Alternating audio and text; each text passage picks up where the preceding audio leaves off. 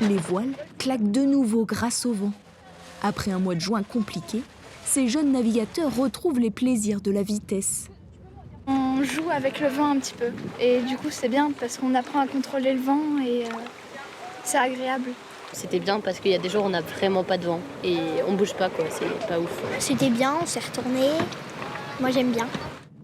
Un souffle régulier, c'est ce qu'il manquait depuis des semaines sur le lac de Serponçon. Les conditions météo étaient dignes d'un mois d'août. Là, ce qui a été compliqué récemment, c'est que tous les jours on a eu des gros orages. Donc en fait il y a très peu de vent, puis le vent devient très fort et après le vent redisparaît aussitôt une fois l'orage fini. Un peu plus loin, Et tout doucement, maintenant, pour te diriger, on mettra l'aile plus vers l'arrière ou plus vers l'avant de la planche, sans tirer sur la main gauche. dans ce club spécialisé dans le foil et la wing, il a fallu s'adapter en changeant parfois les horaires. On essaie de faire au mieux, à la fois pour que nos clients ils profitent au maximum des conditions.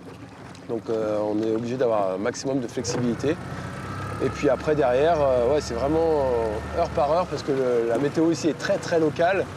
Un manque de vent lié aux fortes températures qui se sont installées sur la durée pour ce mois de juin, 10 à 12 degrés supérieurs au normal de saison. Le vent se forme par un différentiel thermique, qui est souvent présent au printemps et en début d'été. Néanmoins, les fortes chaleurs ont réduit ce différentiel thermique de manière assez brutale en quelques jours. Donc le vent, effectivement, s'est affaissé en seulement 2-3 jours.